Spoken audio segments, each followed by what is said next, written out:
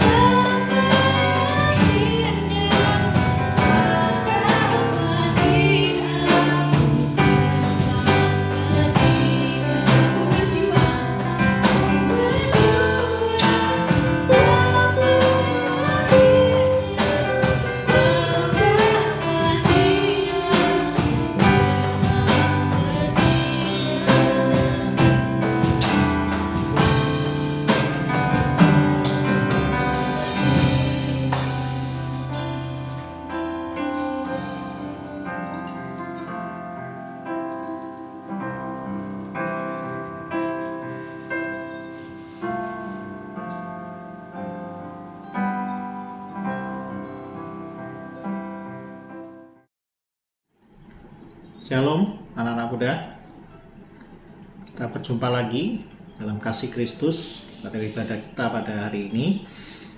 Kak Santoso tetap berharap semua dalam kondisi sehat, menjaga protokol kesehatan, jangan sampai di antara kita terkena COVID ya saudara ya. Jadi tetap kita menjaga kesehatan. Nah, senang sekali Kak Santoso ingin membagikan firman Tuhan pada hari ini.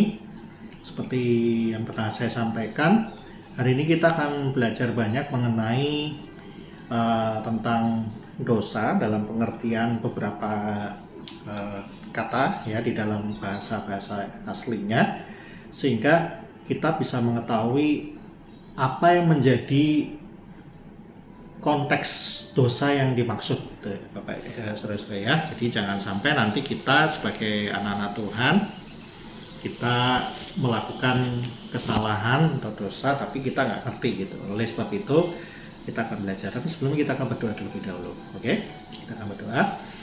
Bapa di dalam surga, di dalam nama Tuhan Yesus Kristus, terima kasih buat segala berkat dan kasih karunia Tuhan pada malam ini. Hari ini kami kembali berkumpul bersama-sama dengan Youth Top Generation untuk belajar firman Tuhan. Urapi kami, berkati kami, supaya kami mengerti dan menangkap apa yang menjadi rencana atas hidup kami. Terima kasih Tuhan, kami sudah memuji dan menyembah Tuhan, dan sebentar kami akan kembali duduk, diam, merenungkan dan mempelajari firman Tuhan. Berkati kami, di dalam nama Tuhan Yesus kami berdoa dan naikkan syukur. Bersama-sama kita katakan, amin. Ya. Nah, pada kesempatan hari ini, kita akan mempelajari firman Tuhan, terutama khususnya mengenai dosa. Ya, dosa. Jadi, di dalam kitab, ada beberapa pengertian, khususnya di Perjanjian Lama, saudara-saudara ya, di Perjanjian Lama itu setiap kategori dosa itu tulisannya berbeda dan disesuaikan dengan situasi dan kondisi yang ada. Oke, dengan konteksnya, orang bilang ya, dengan konteksnya. Nah, kalau di Perjanjian Baru memang pengertian dosa dalam bahasa Yunani hanya satu, yaitu hamartia. Hamartia itu artinya meleset. Ya, tidak sesuai dengan rencana atau menyeleweng gitu ya, tidak sesuai dengan arah tujuannya. Nah, tetapi pada hari ini coba kita mempelajari beberapa pengertian etimologi dosa dalam Perjanjian Lama ya, khususnya dalam bahasa Ibrani, karena kita minimal harus tahu juga gitu ya. Oke, pertama kita akan mempelajari kata dosa yang pertama. Kita akan buka Alkitab kita di dalam kitab Kejadian pasal 4 ayat 7, saudaraku ya. Kitab Kejadian pasal 4 ayat 7. Kita akan siapkan firman Tuhan ya, kita siapkan hati kita. Oke. Kita akan buka Alkitab kita di dalam kitab Kejadian. Kitab Kejadian pasal yang keempat ayat yang ke-7 ya. Kita akan mempelajari pengertian pertama dari kata dosa dari bahasa aslinya. Oke. Kejadian pasal 4 ayat 7, begini firman Tuhan. Sudah ketemu semua ya, saudara-saudara ya? Kita baca bersama-sama. 1, 2, 3. Apakah mukamu tidak akan berseri jika engkau berbuat baik? Jadi ini Tuhan berkata kepada Kain, ya, kepada Kain. Tetapi jika engkau tidak berbuat baik, ya perhatikan. Tetapi jika engkau tidak berbuat baik, dosa sudah mengintip di depan pintu. Ia sangat menggoda engkau, tetapi engkau harus berkuasa atasnya. Oke. Nah, pengertian kata dosa di sini yang pertama adalah kata ah. Artinya kata ah. Ya. Kata ah itu berasal dari kata ya. Kata ini artinya orang yang gagal, orang yang tidak mengenai sasaran. Ibaratnya seperti seorang yang memanah, tapi tidak tepat sasaran, meleset. Itu adalah pengertian dosa yang pertama. Gagal, luput, tidak mengenai sasaran. Itu kata ah. Ya. Kata ah ini dipakai Tuhan untuk berbicara kepada Kain, karena hatinya sudah penuh dengan kemarahan kepada siapa? Habel, adiknya. Kita tahu kisahnya, persembahan Habel diterima, persembahan Kain tidak diterima oleh Tuhan. Itu ceritanya lain, nanti kalau ada waktu kita akan bahas ya, karena ini menarik juga. Nah, pada saat persembahan Kain tidak diterima oleh Tuhan, dia menjadi marah terhadap Habel, adiknya. Dia menyimpan kemarahan. Nah, Tuhan sudah bilang begini di ayat yang ke-7 tadi, ya, Kejadian 4 ayat 7. Kalau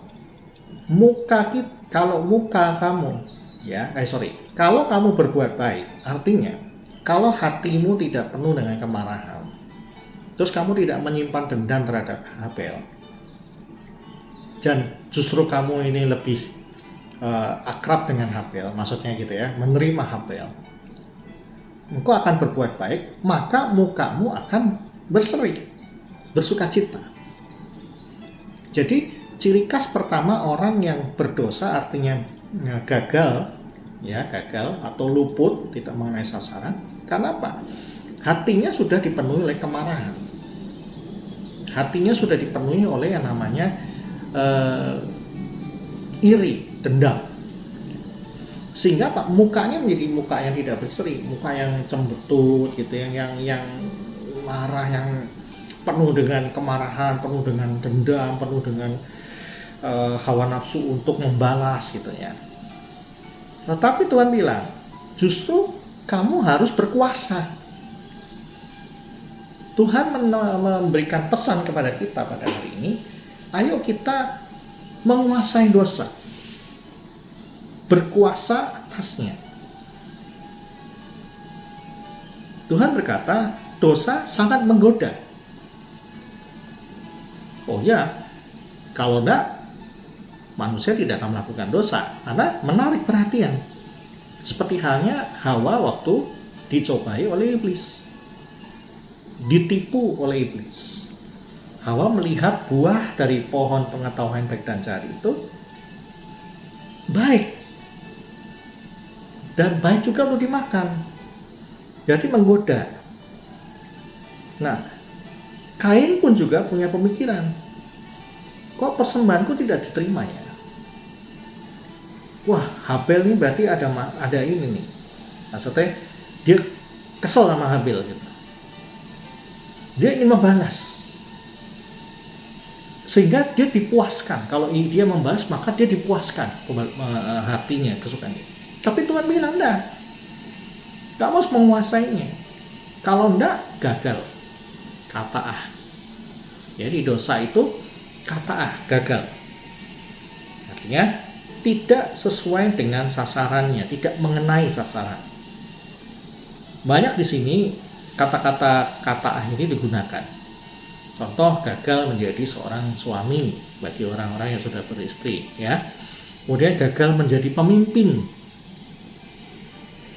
gagal menjadi pemuka agama, pemimpin agama, ya termasuk pendeta, termasuk Santoso, ya beberapa rekan-rekan hamba Tuhan, gagal menjadi hamba Tuhan yang baik, itu saudara ya. Kemudian apa? Gagal untuk berumat, untuk menjadi umat yang beragama yang baik. Nah ini dia. Kalau kita menjadi jemaat, kalau kita menjadi murid gitu ya, terus kita tidak sesuai dengan yang diarahkan atau dikatakan oleh guru kita atau oleh Tuhan kita, maka apa yang terjadi? Kita dikatakan kita ini menjadi meleset, kata'ah, gagal menjadi umat beragama yang baik. Nah kita tahulah sekarang banyak umat beragama yang akhirnya meleset juga gitu teman-teman ya. Banyak perkara-perkara dosa yang mereka katakan itu sebenarnya dosa, cuman mereka nyadar gitu, mereka nggak ngerti bahwa itu yang dikatakan itu salah gitu. Maka banyak pengajaran-pengajaran yang salah, yang sesat gitu ya. Kemudian yang kedua ya, pengertian kata-kata ini juga saudaraku,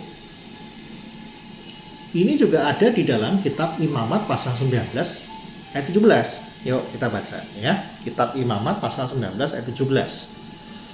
Ini kalau pembahasan hari ini tidak selesai, kita akan sambung berikutnya. Oke, karena ini cukup panjang. Oke. Imamat 19 ayat 17. Imamat pasal 19 ayat 17. Oke, sudah ketemu? Kalau sudah ketemu, kita baca. Janganlah engkau membenci saudaramu di dalam hatimu, tetapi engkau harus berterus terang menegur orang sesamamu, dan janganlah engkau mendatangkan dosa kepada dirimu karena dia. Ini kejadian sama seperti Kain. Kain itu jadi benci terhadap Habel, maka hatinya jadi gelap.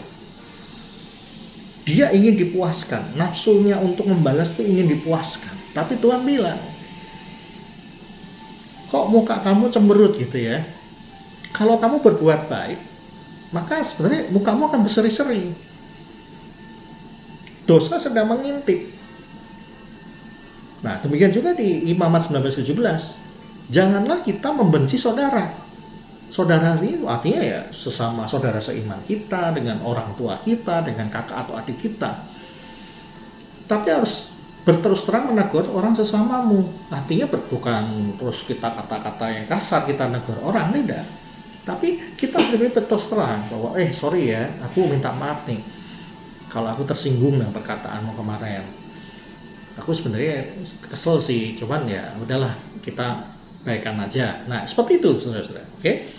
Karena begini, pada waktu kita menyimpan benci, sekali lagi, menyimpan kebencian dan menimbulkan dendam, maka apa yang terjadi? Kita melakukan tindakan yang seperti Kain lakukan. Kata'ah. Gagal. Itu pengertian dosa yang pertama. Kata'ah. Kata'ah itu artinya gagal, meleset, seperti orang yang memanah tapi tidak kena sasaran, ya anak panahnya tidak mengenai tujuannya, gitu ya, luput, terus seperti itu. Oke, ya, kita harus berhati-hati di dalam tindakan tindakan kita, hati kita, terutama ini berbicara tentang hati, karena konteks Alkitab yang digunakan kata ini dalam konteks kebencian. Kain terhadap Habel. Kemudian di dalam kitab Imamat tadi digunakan membenci saudara.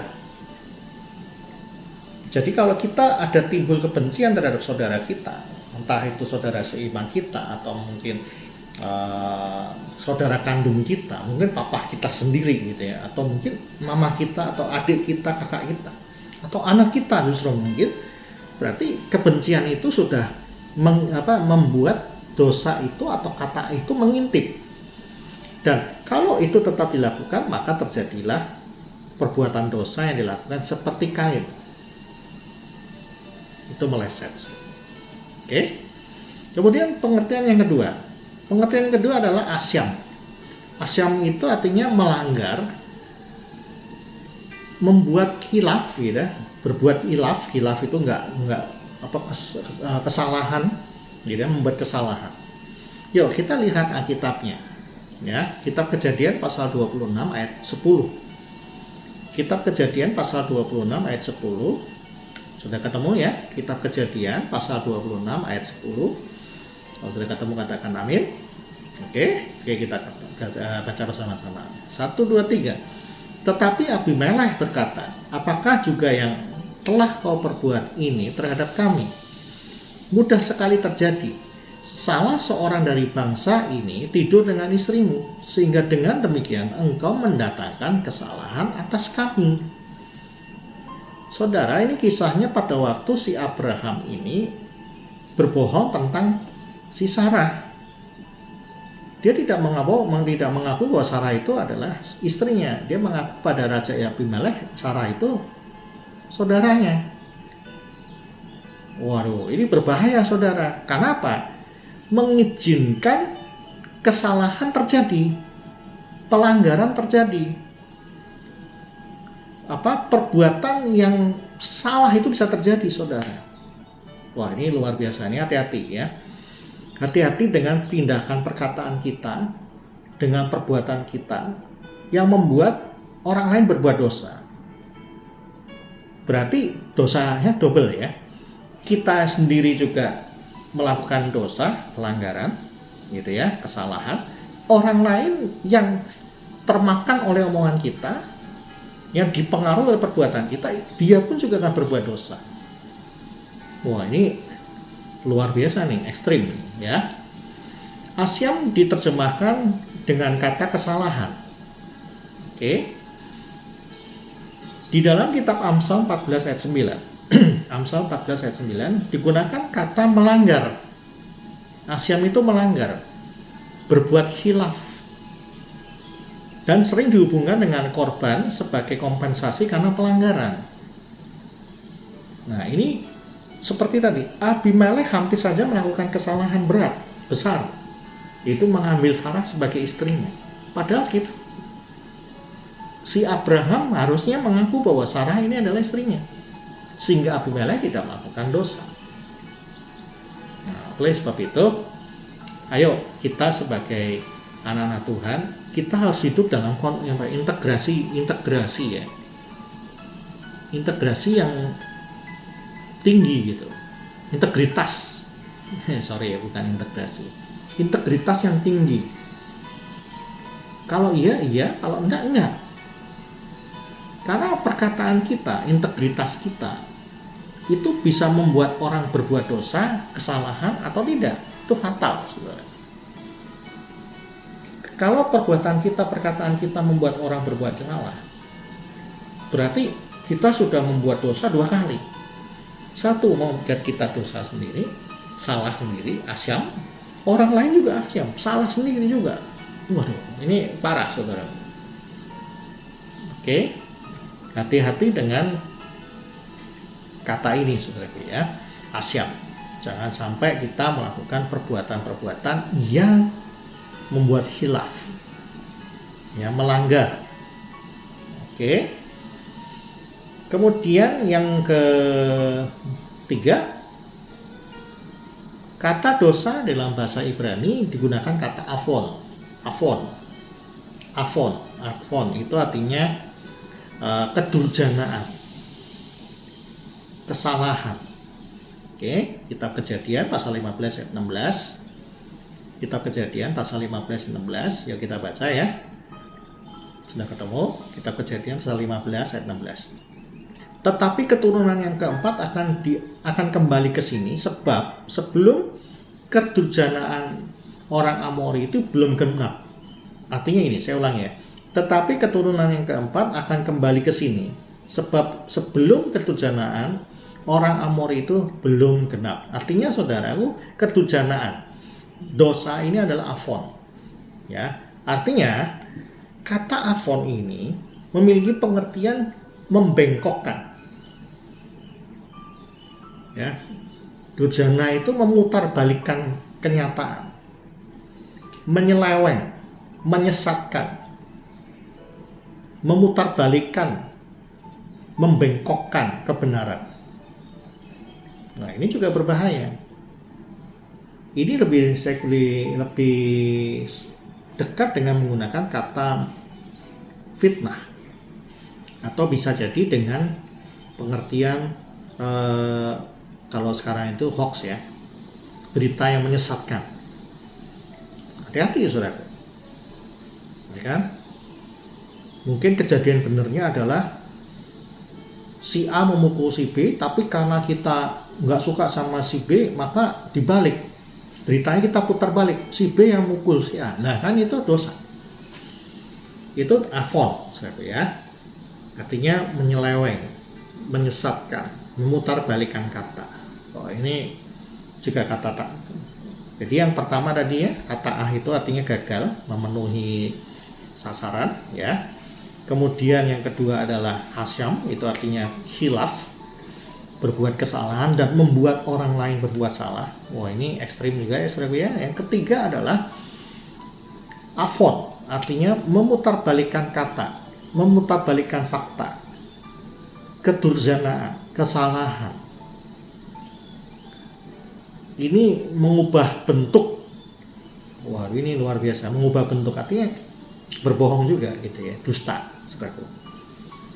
Wah, ini luar biasa, saudaraku ya. Kita harus berhati-hati.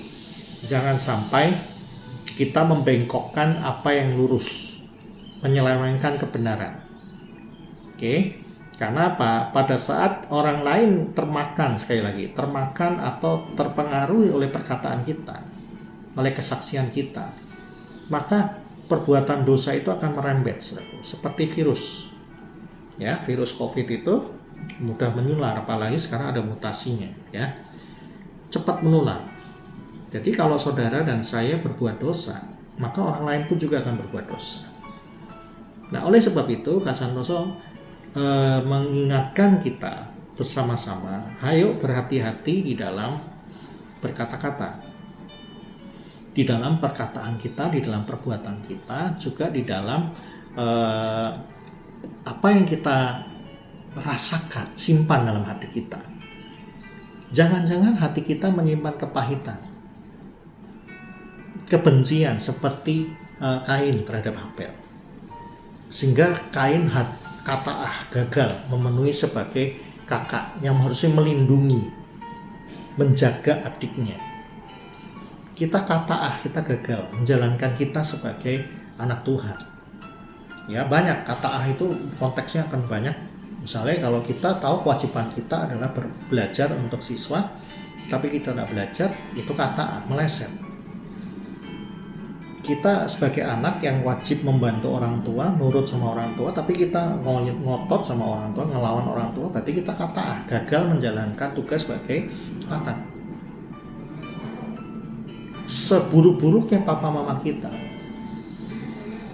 sesalah-salahnya papa kita, ini Kak Santoso ingin tak sampaikan, sesalah-salahnya orang tua kita, saudara. Dia mungkin berbuat dosa, tapi ingat, itu tetap orang tua kita, saudara. Itu tetap papa kita, itu tetap mama kita. Saudara bisa jadi dokter, saudara bisa jadi insinyur, ya, teknik, sarjana teknik, saudara bisa jadi sarjana ekonomi, saudara punya dagang, saudara bisa hidup sampai sekarang. Itu semua dari siapa? Dari orang tua kita, papa mama kita, bekerja keras, memenuhi semua kebutuhan kita, sekolah kita, dari TK, SD, SMP, SMA, kuliah. Terus begitu orang tua kita melakukan kesalahan, terus kita menyimpan dendam sama orang tua kita gitu, sama papa kita terutama, misalnya contohnya. Terus kita nyimpan dendam sama papa kita, terus kita melanggar firman Tuhan, kita gagal menjalankan kewajiban kita sebagai anak. Kita nggak menghargai papa mama kita. Papa mama kita mungkin sekarang mulai lemah, mulai sakit-sakitan.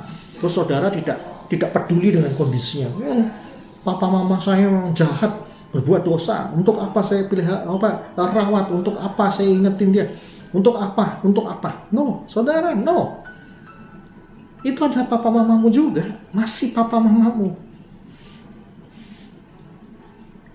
Dia yang bekerja setengah mati, saudara. Terus saudara tidak menghargai mereka. Betapa kataannya kita.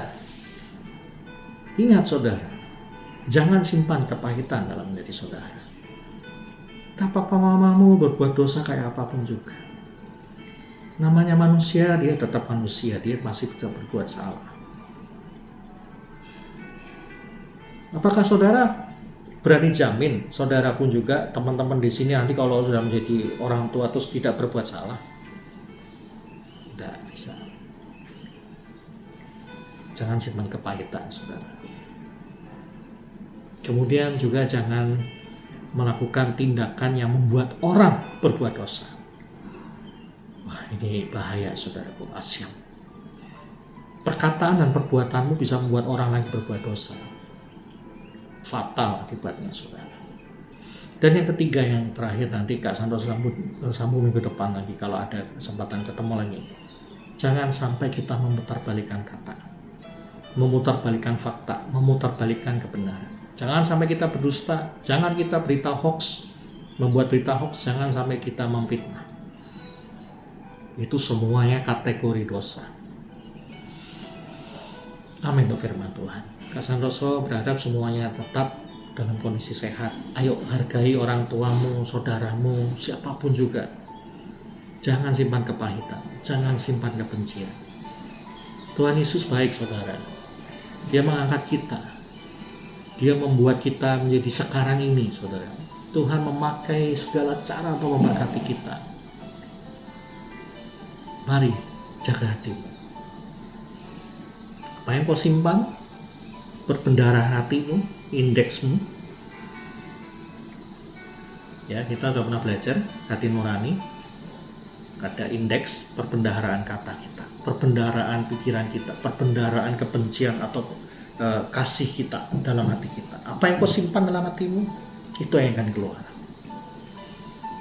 Haleluya, Yesus. Mari saudara kita bertobat.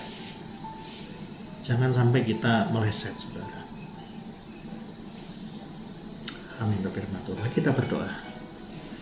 Tuhan Yesus, ada di beberapa di antara kami anak-anak muda yang menyimpan kepahitan terhadap papa mamanya. Hamba-Mu merasakan damai sejahtera Allah turun buat mereka. Bila Roh Kudus menjamah hati nurani kami masing-masing, roh kami dibangkitkan kembali untuk pengampunan terhadap orang tua kami, terhadap orang yang menyakiti hati kami, mungkin kakak kami, mungkin adik kami, mungkin teman kami, mungkin pemimpin agama kami, pendeta kami. Ampuni kami Tuhan, kesalahan kami. Kau menyertai youth or generation Tuhan. Kau menyertai orang tua kami dalam kesehatan mereka, di dalam pekerjaan mereka, dalam usaha mereka, toko mereka, Tuhan, pekerjaan mereka. Tuhan menyertai kuliah kami, pekerjaan kami, Tuhan. Berikan kami hikmat untuk bekerja dengan baik, belajar dengan setia, belajar dengan tekun, menjaga kesehatan kami juga. Berkati Third Generation Tuhan, pengurus dengan staf yang ada, juga jemaat-Mu. Kau memberkati gembala sidang kami, Kau memberkati pengurus GPI Pamulampur. Terima kasih Tuhan, kami serahkan semua ke dalam tangan Tuhan.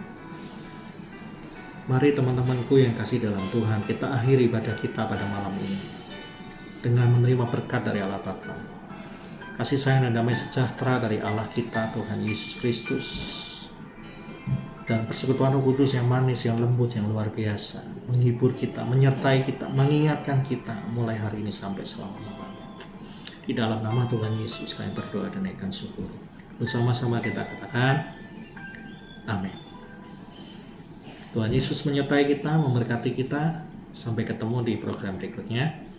Shalom.